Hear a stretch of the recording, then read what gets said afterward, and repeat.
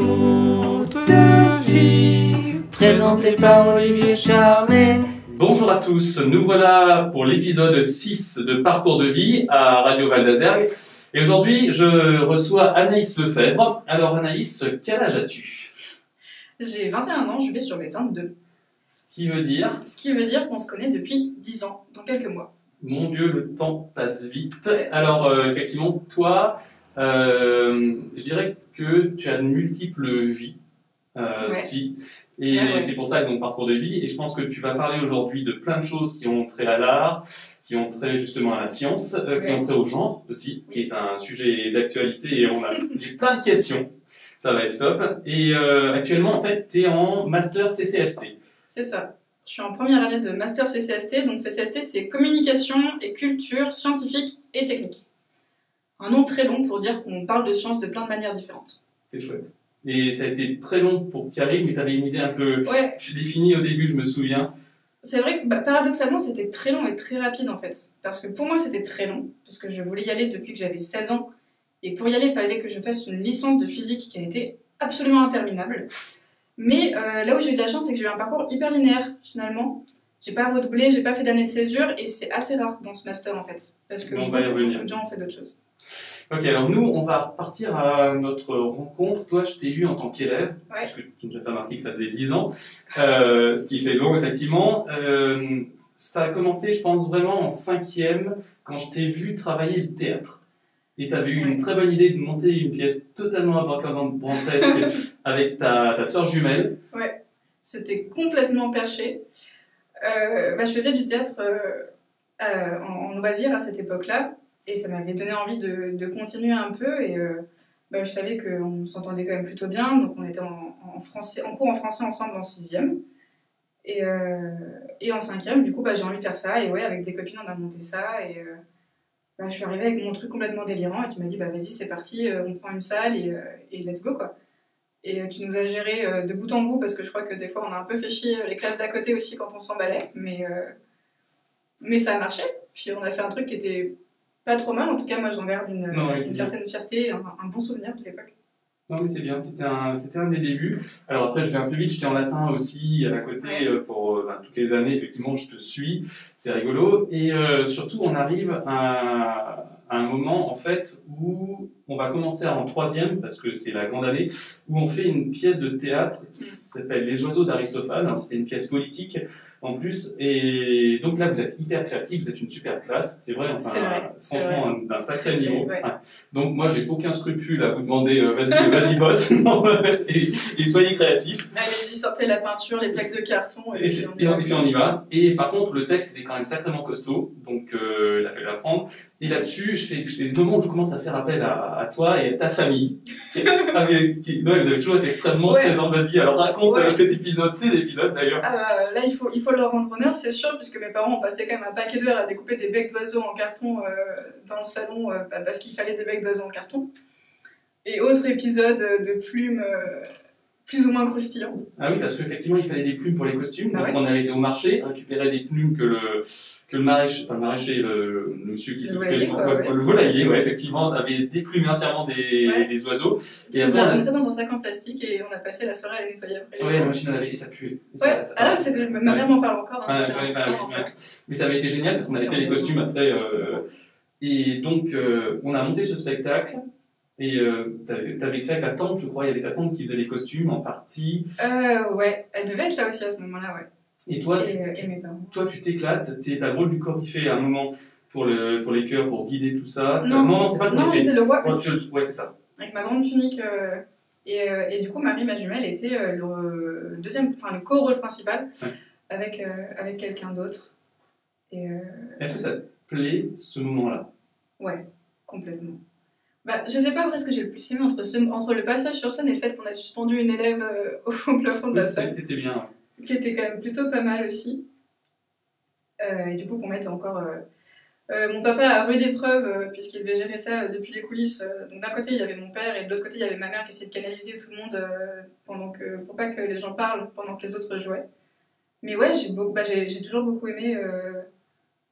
Je sais pas si c'est le théâtre, la scène, si c'est le fait de parler, si c'est le fait d'avoir une place. aussi, Ouais. de me dire, bah, là, maintenant, à cet instant précis, en fait, je parle et tout le monde m'écoute. Et à travers ça, même si c'est pas moi qui ai écrit le texte, je peux dire ce que je veux. Oui, c'est la manière dont... Et ça m'est toujours resté. Je l'ai perdu, je l'ai retrouvé, mais ça a toujours été un peu en filigrane, finalement. Donc top, donc à un moment je suis désespéré parce que on a une pièce de théâtre, donc je vois revenir toute la famille en me disant, et là je bénis ce moment-là en me disant, ouais, ça y est, ils vont enfin m'aider parce que c'était vraiment, c'était terrible la tension d'organisation et tout ça, et vous êtes venus m'aider, je garde ce souvenir mais mémorable. C'était même pas notre pièce, nous on était en seconde. Oui, c'est ça, vous êtes revenus parce que oui, généralement vous revenez toujours, et là franchement ça a été top. Et après, tu as fait quand même quelque chose qui... Enfin, j'ai été te chercher là-dessus avec Marie, mais tu es venu quand même pour driver les élèves pour l'Énéide. Ouais. C'était donc l'année suivante, c'était le moment où je commençais vraiment les gros spectacles à partir des oiseaux. Et c'est vrai que vous êtes venu avec ton, parce que toi en l'occurrence avec ton expérience, expliquer comment fallait faire, donc démonter sur scène pour driver tout le monde. Comment ça s'est passé dans ta tête à ce moment-là, d'abord parce que c'est ta responsabilité de checker tout le monde là-dessus. Et moi ce que je voulais déjà c'était continuer à faire ces projets-là, parce que ça me faisait kiffer et que ça me faisait quelque chose autre que les cours, et que ça me sortait de ça. Donc de toute façon je voulais m'engager dans ces projets, et je me rappelle que tu nous as appelés pour l'Énéide, et je me rappelle d'être assise dans la salle Jeanne d'Arc, la première fois que je voyais les élèves jouer, me dire non mais c'est pas possible, ils sont... Faut un truc pour les secouer en fait. Je me suis dit bah vas-y, ça me saoule. J'ai regardé Marie et dit bah Marie, ma soeur jumelle, pour voilà. Vas-y, viens, monte sur scène, on leur montre. Ok, et c'est parti, on est grimpé sur scène et on a fait bah vas-y, pause. Nous ce qu'on veut c'est ça. On veut de l'énergie, on veut que ce soit actif et bon bah on va faire une démo et je me demande si on n'a pas improvisé un truc comme ça. Ça les a piqués, hein, ils n'ont pas aimé au début, mais après. Bah, j'imagine. Non, mais c'était déjà, mais ils ont progressé et ils ont enfin obtenu un truc qualitatif. Je pense qu'il il faut secouer un peu des fois. Après, il faut bien le faire. Je pense que des fois, je suis un peu désagréable quand je fais ça, mais. Oui, mais c'est pour la bonne cause et c'est pour obtenir du meilleur. Après, il faut le faire effectivement. On va dire avec diplomatie, mais je suis pas un diplomate. Donc c'est un peu difficile pour moi de le dire. Voilà. Donc ce moment-là, donc après, c'était des moments magiques en fait où tu as pu faire du théâtre, de l'art, etc. À côté de ça, tu avais vraiment une ferveur presque pour les sciences, je m'en souviens, et pour les astres et tout ça, pour la compréhension du monde et du monde global, c'est-à-dire de l'univers, quoi. Et ça me fascinait, et c'est pour ça que tu as commencé, alors tu as déménagé, tu vas en parler là, mais tu as vraiment obliqué sur quelque chose, sur un parcours qui était vraiment un parcours scientifique à ce moment-là.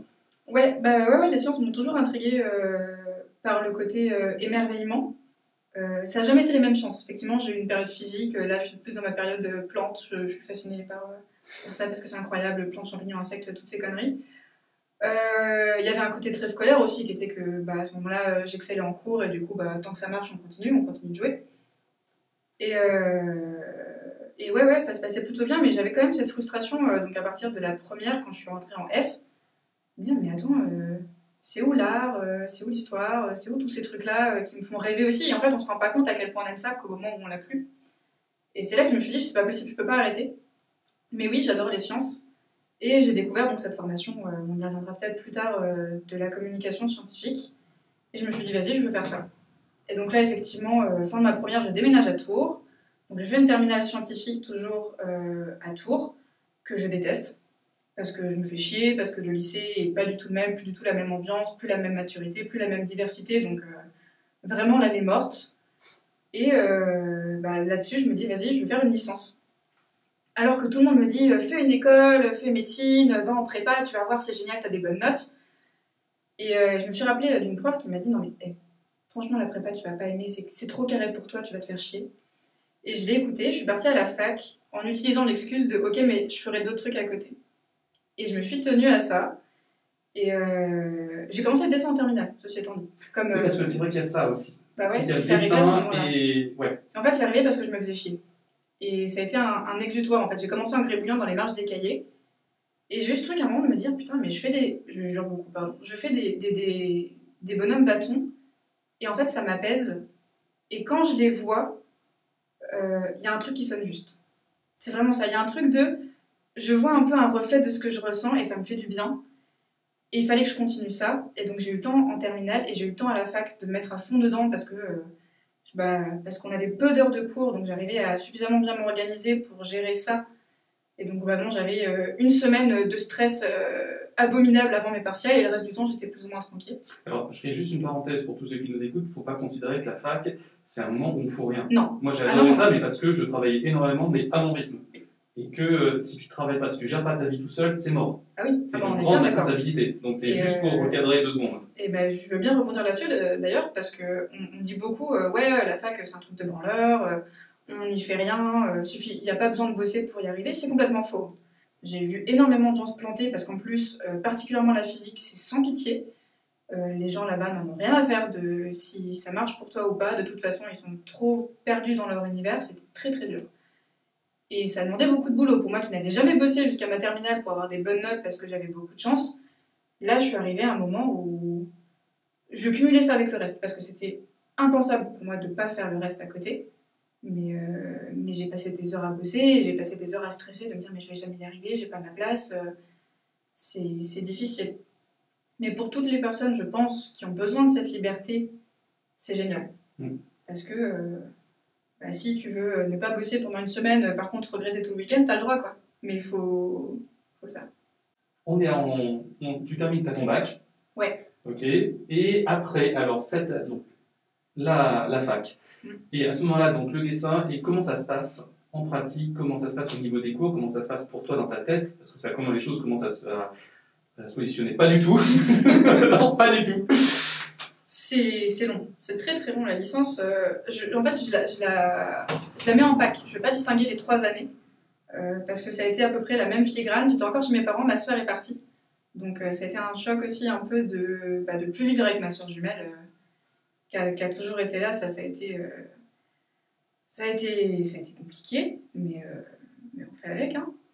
Et comment j'ai géré ? Je me suis fait quand même une bonne bande de potes. Où on a mis du temps à se trouver.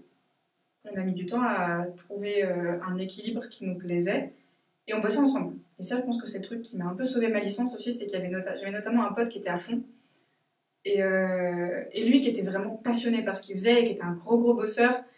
Et enfin non, c'était pas du tout un gros bosseur, mais c'était un gros passionné. Et moi, j'étais bosseur. Et du coup, de nous mettre ensemble, en fait, lui, il me donnait les notions que moi je pouvais ne pas capter ou là où j'étais perdue, etc. Et ça, combiné à mon taf, ça fait que ça s'est bien passé. Et le dessin, ça a été à côté en balbutiement. J'ai commencé au crayon à papier, un peu à l'aquarelle, les trucs que je trouvais dans les fonds de placard et tout. Et à un moment, j'ai mis les mains sur une tablette graphique qui avait genre 20 ans. Je trouvais que c'était un écran de DS comme ça, rien. Vraiment un stylo en écran de DS, c'était pareil. Et j'ai commencé à faire des trucs qui étaient pas ouf à l'époque. J'ai pas pensé à en amener pour le coup, mais parce que ça tremblait. Enfin, c'était super moche. Mais j'ai continué et j'ai continué et j'ai continué. Et après, j'ai eu une deuxième tablette graphique qui est trop bien, que j'ai encore. Et là, maintenant, je suis super fière de ce que je fais. Alors, je me souviens, avant, parce qu'on a passé plein de choses après, je me souviens justement, c'est le moment où j'avais bien compris que tu faisais du dessin et je me suis dit, il faut absolument qu'elle continue. Je m'avais envoyé des premières esquisses et ouais, je m'en souviens et je trouvais qu'il y avait quelque chose. Tu sais, c'est toujours ce truc qu'on sent en vous en disant, tiens, lui ou elle, il y a tel ou tel truc, ça serait quand même pas mal. Au moins, pas qu'elle se dirige là, ou qu'il se dirige là-dedans, mais qu'il aille voir ce qu'il peut faire là-dedans. Et ça devait être quand on faisait le grand projet international, c'était l'Iliade, je crois, avec le Festival européen grec. Et j'avais demandé justement à ce que tu bosses en dessin et compagnie. C'était Appulé. Alors, Appulé, c'était plus tard. On a commencé avant par l'Iliade. Et tu as intervenu là-dessus et tu avais commencé les dessins à la tablette graphique, je me souviens. Et je sais que ça avait dû te parler, un truc comme ça sur les deux, que ce soit Appulé ou pas. Et tu as bossé énormément. J'avais un peu honte, je ne le cache pas, parce que ça frisait un peu l'exploitation quand même à un moment. Mais en même temps, je te voyais taffer, je voyais ce que tu produisais et je me disais, de toute manière, ça sera toujours des skills qu'elle aura pour plus tard. Mais je ne voudrais pas non plus qu'elle s'aborde tout ce qu'elle fait à côté, parce que je sais que le temps que ça prend en fait du travail. Ah bah ouais. Ah bah ouais. Mais ça m'a fait énormément progresser déjà. Et réfléchir et mettre en place plein de choses pour le dessin parce qu'il fallait aller vite, il fallait être efficace et en même temps il fallait faire un truc bien. Et ça m'a aussi donné l'exutoire qu'il fallait, je pense, un truc pour me divertir de la physique que j'aurais peut-être pas eu le courage de trouver seule. Et ça me donnait un autre projet en fait. Donc pour ça c'était chouette. Et alors je me rappelle surtout d'Apulé, donc je vais quand même plus partir là-dessus, et d'avoir eu cette idée à un moment de partir sur une thématique noire et orange. Ouais. Pour me dire ça fait un peu vase grec, et surtout j'aurais pas besoin de m'embêter avec des couleurs. Et ceci étant dit, c'est une réflexion que j'ai encore maintenant hein, sur certains dessins. De ne pas vouloir en faire trop pour faire efficace, c'est hyper important. Et c'est à ce moment-là que j'ai appris ça. Et j'ai appris beaucoup plus de trucs que ça, parce qu'en fait, en termes de gestion de projet, moi j'ai monté ma petite équipe de mon côté pour m'aider sur l'animation des dessins, sur la partie voix, etc. Parce qu'à la fin, tu m'as demandé carrément une espèce de séquence animée. Alors après, c'était pour Antigone aussi. Je t'ai demandé effectivement le gros truc en jeu. Ouais. Et là, effectivement, tu avais ton équipe que tu avais déjà formée auparavant. Mais c'est vrai que tu as appris aussi la gestion de projet. Ouais. Bah du coup, ouais, complètement. Et là, même maintenant, je me rends compte que j'ai cette chance-là d'avoir appris à utiliser les compétences que je voyais autour de moi, que j'ai déjà complètement hérité de toi. Hein. Cette idée de je sais que lui il est bon dans ça, donc je vais pouvoir le mettre sur tel truc et moi ça va m'aider. Et l'organisation, et de partager les documents, et de mettre des deadlines à tout le monde et tout. En fait, c'est des trucs que j'ai fait là instinctivement. Et aujourd'hui, bah, je me rends compte que ça va être hyper utile. Je pense que pour la médiation scientifique, entre autres, pour les équipes sans doute que tu auras encadrées à un moment ou à un autre, enfin, on ne sait pas de quoi est faite la vie, hein, mais ça servira quoi qu'il en soit.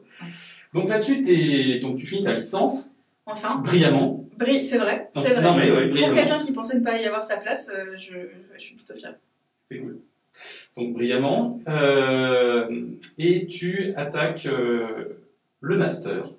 Ouais. Alors, et qu'est-ce qu'on y fait dans ce master-là? Parce qu'on va bien passer à la deuxième partie de l'émission qui est ma plus intéressante et je t'y amène doucement, tu vois. Ouais, non, je vois. Qu'est-ce que j'ai fait dans ce master? Bah, j'ai fait plein de choses. Je pense que c'est bateau, mais c'est la première chose à dire. Dans la trame de fond, on apprend à parler de science de toutes les manières possibles. Et c'est pour ça que je dis qu'on fait plein de choses. C'est qu'on fait de la radio, on a des interventions radio toutes les après-midi pour ceux qui veulent, enfin on tourne. Bon, c'est toujours les mêmes qui tournent, hein, mais on tourne. On a des petits cours de vidéo, on a eu des petits cours de graphisme qui ont été plus que frustrants, mais ça c'est une autre histoire. On a eu des cours d'écriture journalistique que j'ai absolument adoré, avec une prof formidable qui chaque semaine nous disait bon bah là aujourd'hui, pour la semaine prochaine, vous me faites un portrait de scientifique. Ok. Pour la semaine prochaine, vous me faites une proposition d'une série de chroniques. Et donc à chaque fois, on avait ce truc créatif, on avait à la séance d'après du coup des retours hyper construits dessus. Enfin, c'était absolument génial.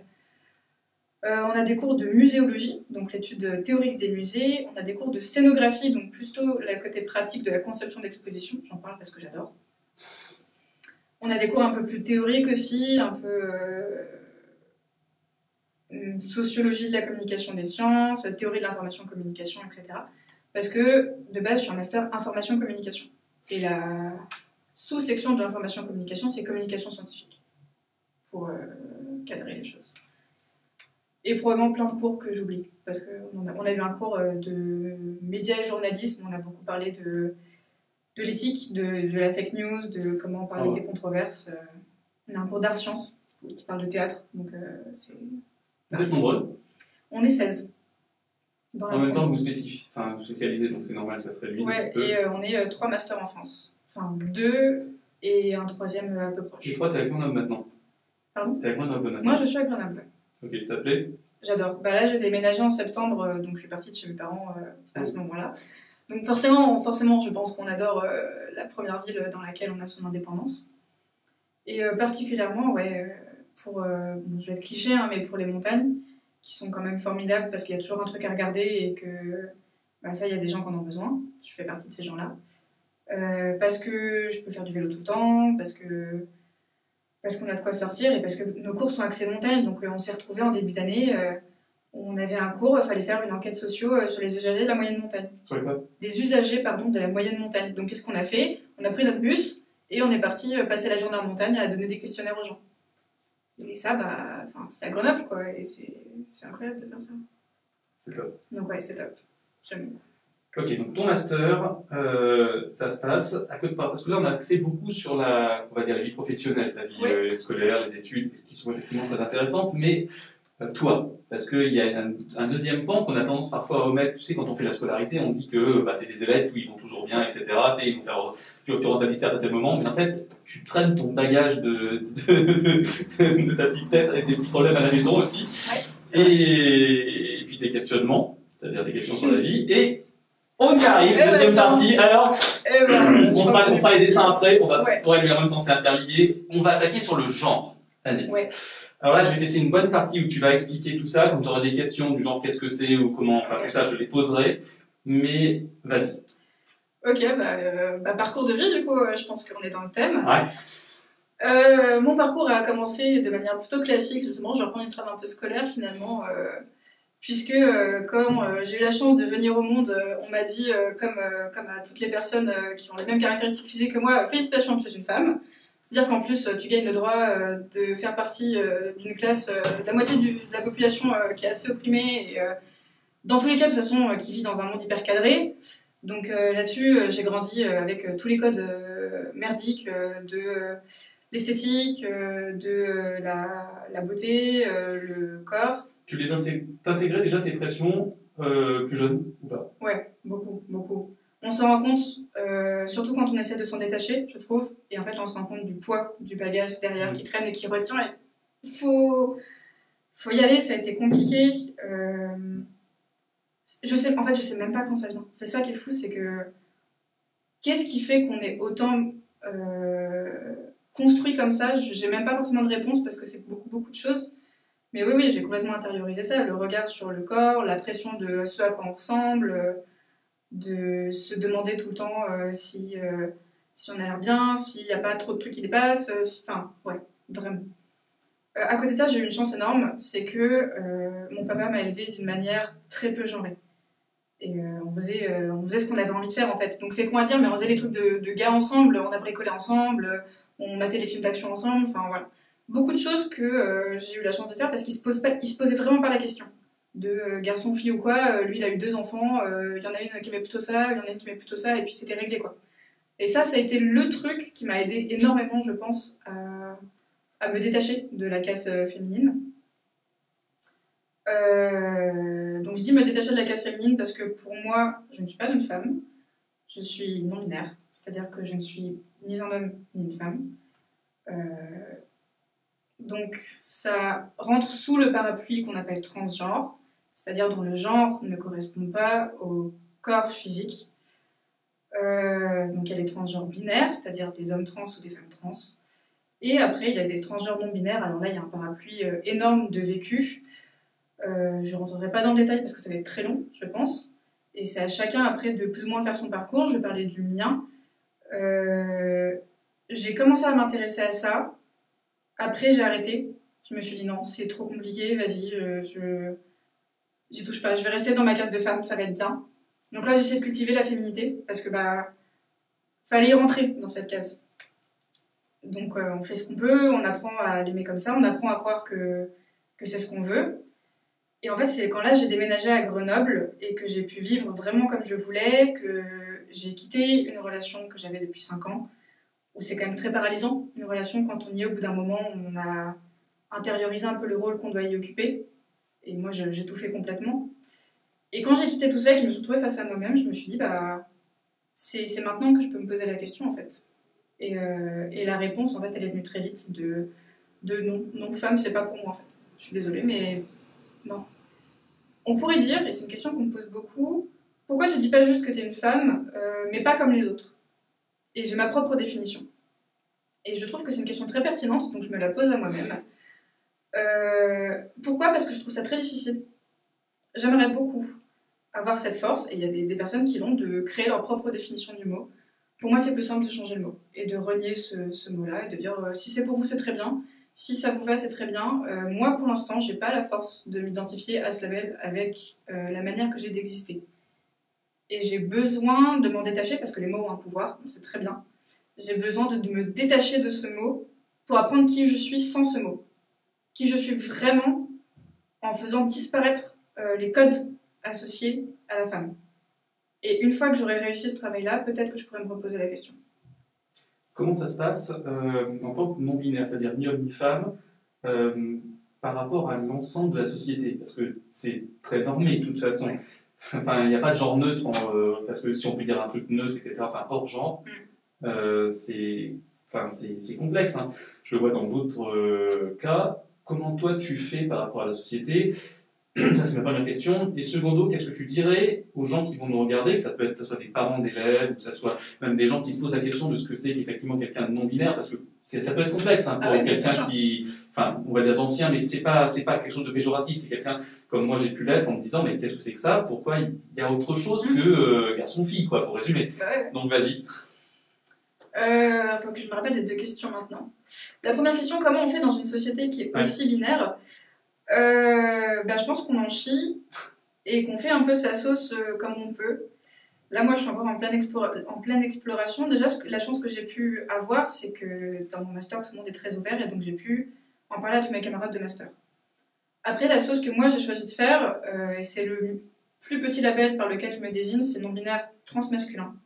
Ce qui veut dire que, comme c'est pas possible d'être dans le neutre parce que les codes sont trop forts, ce que je veux surtout, c'est pas être considérée comme une femme.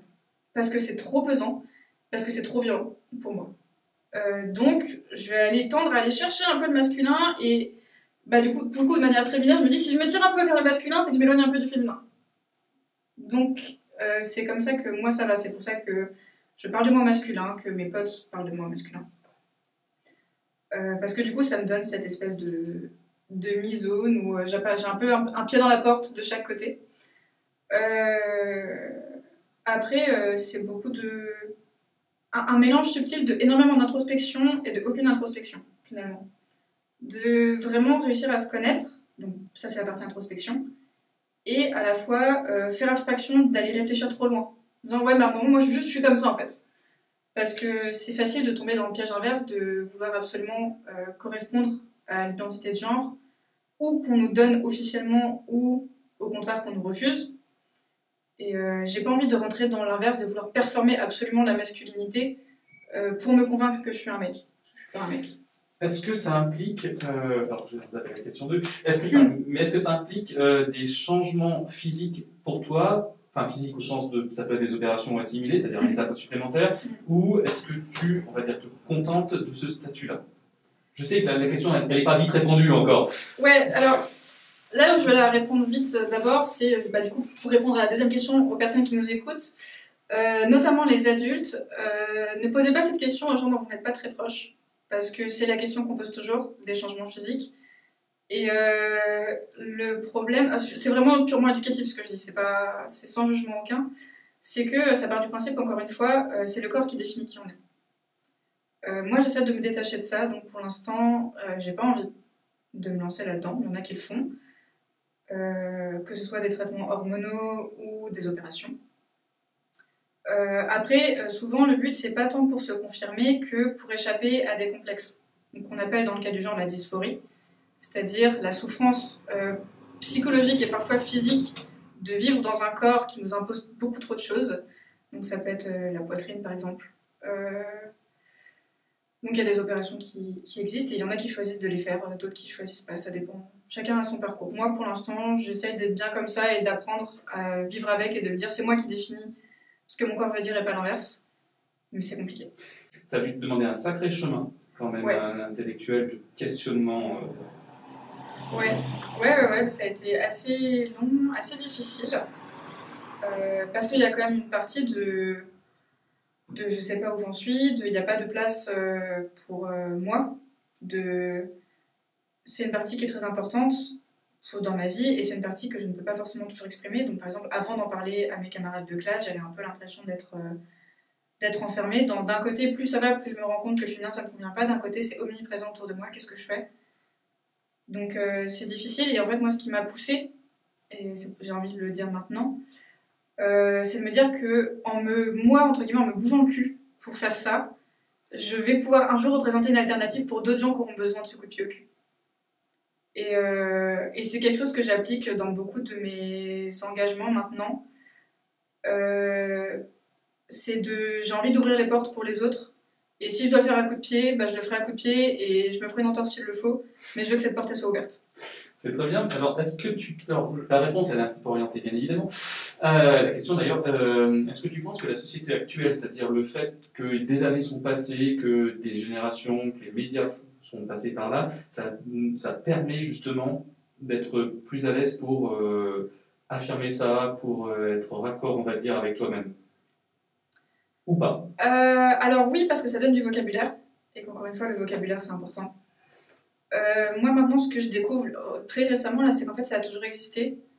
Et donc, c'est-à-dire qu'il y a toujours des gens qui ont réussi à avoir la force de caractère, avec ou sans mots, à se définir comme ils voulaient, et ça, je trouve ça absolument formidable. Et ça fait du bien. Mais oui, c'est sûr que de toute façon, quand on a les mots, ça aide, mais c'est pas assez encore. Parce qu'on parle de représentation, mais moi j'en ai bavé pour trouver des représentations qui mettaient des mots dessus, et finalement j'ai compté surtout sur des amis proches qui avaient déjà ce vécu-là. Parce que j'ai eu la chance aussi de rencontrer des gens, on va dire LGBT+, en général très tôt dans J'allais la parler vie. de ton engagement, justement, c'était ma question suivante. Tu m'as parlé d'engagement, et tu vois, ça faisait la liaison, et ensuite on passait à l'art, justement. Bah ouais, Oui. super. Alors donc, ton engagement. Mon engagement, je suis hyper, je pense quand même féministe. Alors, ça, ouais, mais comme la terminologie bien sûr. couvre Bien sûr, une on va superficie affiner. hyper large, c'est-à-dire, parce que t'as tout, Ouais, donc. comme tatouage. D'ailleurs. Bref, allez. Enfin. Ouais, je sais pas comment décrire l'évidence, en fait, qui est de. J'ai juste envie qu'on foute la paix aux gens. Le droit d'exister, en fait, le droit de pas subir des violences parce que, pas de bol, t'es pas né dans mon corps. Ça s'applique aux femmes cisgenres, donc dont le genre correspond au physique. Ça s'applique à toutes les personnes LGBT aussi en général et à toutes les autres minorités. Donc plutôt un féminisme qu'on appelle intersectionnel, c'est-à-dire qui prend en compte toutes les formes d'oppression et pas seulement celle des femmes, encore moins celle des femmes cis hétéro-blanches, parce que bon, c'est une oppression, mais c'est une oppression relative par rapport à celles qui peuvent être subies par tout le reste. C'est vaste. On se rend compte que le monde est parfois bien merdique. Et ça fout la haine. Et moi, je pense que ce féminisme venait d'abord d'une colère que j'ai eu beaucoup de mal à traiter. Et même maintenant, des fois, ça me reprend. Et je me rappelle des fois, mais avoir la rage, mais la rage pour des trucs qui me concernaient même pas moi. Mais me dire, mais comment c'est possible que le monde soit tellement pourri qu'on se fatigue à détester des gens juste parce qu'ils vivent pas comme nous. Oui. Et ça, je trouvais ça dingue de... Il faut laisser vivre les gens. Vraiment. C'est ça, qu'est-ce que ça peut faire? Exactement. Merci. Et ça, vraiment, c'est la question qui m'a foutu la haine, qui m'a empêché de dormir des nuits durant, parce que mais qu'est-ce que ça peut faire vraiment? Pourquoi vous perdez votre énergie à faire chier des gens qui ne vous ont rien demandé? C'est ça, c'est fascinant. Et maintenant, j'essaye de tendre dans l'autre côté, de ne pas me... C'est facile à dire, hein, de mon point de vue, parce que je suis extrêmement privilégiée. J'ai envie d'un féminisme surtout qui prend soin des gens, plutôt que d'un féminisme qui attaque les gens qui nous font du mal. Alors après, je m'autorise aussi une non-bienveillance complètement assumée par rapport à certaines catégories de personnes. Hein. Donc on appelle ça la misandrie. Okay. Donc ouais, il faut traduire misandrie. Ouais, bien sûr. Alors misandrie, c'est le fait de ne pas aimer les hommes. Donc là, certains vont crier au scandale. Ça s'est vu. Simplement, la haine, je pense, envers des gens qui n'ont vécu aucune oppression, on va dire, complètement arbitraire, ce qui ne veut pas dire que la vie est forcément simple, hein. Ce qui veut dire qu'il n'y a pas ce point en plus. Et la haine, que ces gens-là n'en profitent pas forcément pour faire du bien autour d'eux. Donc il y a une méfiance générale quand même, parce que malgré tout, je m'entends quand même très bien avec beaucoup d'hommes dans ma vie, et je vais pas les brûler au bûcher demain, mais c'est pas une catégorie de personnes que je vais prendre en pitié et vers laquelle je vais dépenser beaucoup d'énergie. Ça a aussi contribué à la fin d'une première relation que j'avais avec un homme, justement parce qu'au bout d'un moment c'était trop fatigant pour moi, et c'était plus possible. Donc la misandrie, c'est ça. Et par contre, du coup, toute cette énergie que j'essaie de ne plus utiliser à éduquer des gens qui de toute façon n'en ont rien à faire, et moi à me conformer à des attentes de personnes qui ne me correspondent pas, j'essaie de l'employer pour faire du bien autour de moi, aux personnes qui en ont besoin d'une autre façon, et à proposer une alternative. À propos d'alternatives, justement, et faire du bien aux gens, on y vient justement sur cette thématique artistique, parce que l'art thérapie, tu m'en parlais précédemment, j'y pensais tout de suite, et surtout l'exutoire. Ouais. Enfin, la catharsis avec le dessin. Et donc, toi, comment ça s'est passé, cette mise en... C'est pas en verbe, justement, parce que c'est pas ça, mais d'une certaine manière, si, mais cette mise en art immédiat, parce qu'il y a toujours cette différence entre l'écriture, tu sais, cet art qui met du temps à produire, et tandis que l'art immédiat, c'est le dessin, enfin immédiat, ça dépend. Et c'est mais en tout cas, parce plus immédiat. pour moi, c'est complètement l'inverse. Et d'ailleurs, l'écriture, on y viendra parce qu'on va finir cette émission dessus si tout se passe bien. Moi, l'écriture a toujours été très spontanée. Je fais une insomnie, je vais écrire une page et après je vais m'endormir parce qu'il fallait que ça sorte. Et le dessin, ça va me prendre en général plus de temps. Alors là, je me permets, c'est le moment de montrer un de mes dessins. Je vais essayer de le monter assez haut. Donc du coup, j'en profite pour parler de ce dessin puisque c'est le dernier que j'ai fait, enfin non pas le dernier, mais le dernier que j'ai posté et qui est un des plus cathartiques que j'ai fait récemment. Il y en a un Cathartique, ça veut nous dire quoi tout ça, cathartique? Ça veut dire qu'il fallait que je sorte un peu ce que j'avais sur le cœur. Parce que j'arrive vraiment à faire un dessin parce que justement, moi, ça me prend beaucoup de temps de dessiner, je suis très lent. Et du coup, des fois, c'est pas assez rapide. Mais là, c'est une réflexion que j'ai eue un peu dans mon lit, un peu en rentrant chez moi, un peu partout. Et cette fois, je me suis dit, je vais la résumer, je vais la dessiner, ça va être cool. Donc voilà. C'est une petite BD, je vais m'employer peut-être à la décrire un petit peu. Donc c'est une BD qui raconte que j'ai perdu le fil et que j'ai oublié qui j'étais. Tiens. Et que là j'aimerais sur mon vécu personnel, je savais plus où j'en étais, j'ai vraiment de me dire mais un peu tout remettre en question, est-ce que je suis vraiment au bon endroit, est-ce que machin, est-ce que c'est la place, est-ce que je suis pas en train de me faire des nœuds au cerveau, enfin. Et je me suis dit attends, il y a des choses auxquelles je peux me raccrocher, c'est sûr. C'est quoi ces trucs? J'ai pensé à l'art, entre autres, et c'est ce que je dis là, comme un silex dans ma poitrine qui me rappelle mon intensité, un condensé abstrait de tout ce que je suis tout à la fois et surtout tout ce que j'ai envie. Et pourquoi je dis ça? Parce que en fait ça fait partie de moi de changer beaucoup et de me poser beaucoup de questions et en fait si la seule trame que je dois avoir dans ma vie c'est celle que je change, ça me va très bien en fait. Et c'est le truc qui m'a qui fait que j'ai cette espèce de solidité à laquelle je peux me raccrocher, que je pense que j'ai toujours eu. Je sais pas où je vais, mais j'y vais. Et j'y vais à fond, et je m'arrête pas, et j'irai tant que j'aurai envie d'y aller, et si à un moment j'ai plus envie d'y aller, j'irai plus. Et j'avais besoin de me rappeler ça, à ce moment-là. Et du coup, je me suis forcée d'en faire une petite BD. Et sinon, si on peut continuer sur cette lancée-là, il y en a un autre, qui m'a pris beaucoup plus de temps cette fois, qui est à ce jour encore un des dessins dont je suis le plus fière. Donc ça, c'est un autre dessin que j'ai fait plus tôt, qui est mon deuxième dessin je mets mes émotions sur un écran, du coup, parce que c'est pas sur une feuille. Donc comme pour l'autre, je vais m'employer à le décrire, alors peut-être un peu plus rapidement parce que ça va être long, il y a beaucoup d'éléments dedans. Pour le concept, c'était une époque où je voyais un psy, parce que des fois il faut voir un psy, aller voir un psy, c'est important. Et que je remercie beaucoup d'ailleurs pour là où j'en suis aujourd'hui. Et pareil, j'avais ce même genre d'interrogation de mais qui je suis en fait. Et à ce moment-là, j'étais en plein combat entre raisonner tout ce que je faisais et tout ce que je pensais, et essayer d'enfoncer mes émotions le plus possible loin parce que j'avais très peur. Et quand on a mis en évidence cette distinction entre les deux, que j'avais vraiment complètement dissociée, je me suis dit mais c'est pas possible, je ne veux pas vivre comme ça.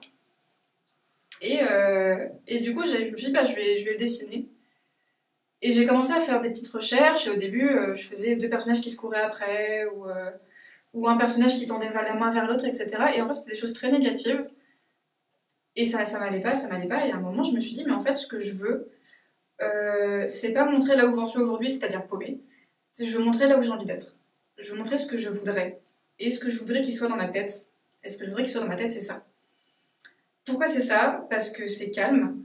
Parce que les 2 personnages qui me représentent de manière très égocentrique sont en paix et sont en train de passer un bon moment l'un avec l'autre. Donc il y en a un qui lit, il y en a un qui souffle des bulles, ce qui représente un peu pour moi du coup un côté très raisonnable, un côté plus enfantin, plus spontané. Et autour de ça, j'ai mis tous les éléments qui me faisaient du bien. Et pareil, c'est un peu les trucs un peu constants dans ma vie qui me plaisent. Donc ça peut être des œuvres qui m'ont marqué. Il y a Le Petit Prince, il y a Spider-Man avec le Spider-Verse parce que ça a été ma grosse claque graphique qui m'a beaucoup impactée. Il y a un petit Wall-E, il y a une pile de bouquins, il y a de l'écrit, il y a un carnet, un stylo. J'y pense d'ailleurs avant qu'on passe sur le dernier. C'est que en fait, t'es bilingue aussi, parce que là j'entends l'accent. Et non, c'est vrai que c'est un sacré avantage, surtout pour les sciences. Et sur la médiation, parce que tu parlais tout à l'heure, j'y repense maintenant. C'est utile en fait pour ça offre plusieurs manières de penser. Et ça c'est pas mal en fait, quel que soit le sujet. Et ça ouvre une culture différente. Ouais. Du coup, je pense qu'on peut enquiller sur le suivant. Alors, le suivant, il y en aurait d'autres, mais on va essayer de faire un peu efficace. C'est le logo de mon master, puisque tu me l'as demandé, que j'ai eu le privilège de dessiner. qui sera sur le pull qu'on devrait recevoir bientôt. J'ai hâte. Il est beau. Il est beau. Et tu as effectivement les montagnes qui te fascinent tant. Ouais, et puis à Grenoble, c'est juste pas possible de faire un logo sans montagne, je crois. Hein. Tout le monde le fait et j'aurais pas pu passer à côté de ça. Ok, mais t'es devenu effectivement super efficace quand même dans ta création. Ouais, celui-là, je l'ai fait en une journée. Et c'est très poétique aussi. Donc ouais, je suis très fière. Ah ouais, tu peux. Celui-là, je suis Non, vraiment très mais fière. vraiment, c'est pour ça, effectivement, il est très très beau. Et à propos de poésie, parce que mine de rien, c'est quelque chose qui t'a guidé un petit peu toute ta vie quand même. Hein. Oui, bon, facile. Mais donc, tu me parlais de textes poétiques tout à l'heure. Ouais. Et toi, tu as une faculté effectivement d'écrire. Ça coule, en tout cas. Ouais. Ce qui n'est pas le cas de tout le monde. Et c'est vraiment un avantage, parce que ça coule assez propre d'ailleurs. Ouais. Et au-delà de faire de la prose, toi, tu fais aussi, tu fais de la poésie aussi, et tu as des lectures poétiques dont tu me parlais. Qu'est-ce que c'est et donc, on va clore là-dessus, je pense aussi. Alors, ouais. Des lectures poétiques, alors ça a été un événement d'une fois pour l'instant.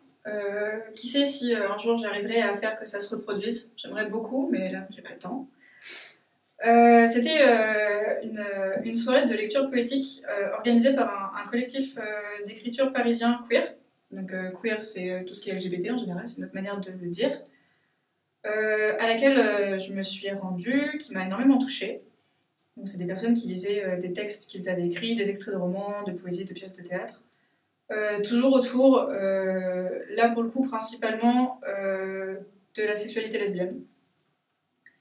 Et justement, je me suis retrouvée au milieu de la nuit à pas dormir parce que quand j'ai trop d'émotions, je dors pas, parce qu'il fallait digérer tout ce qui s'était passé et que ça m'avait vraiment beaucoup touchée.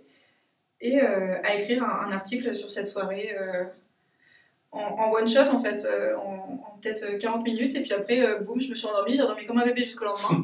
Je l'ai relu, et je me suis dit, bah, c'est quand même plutôt pas mal.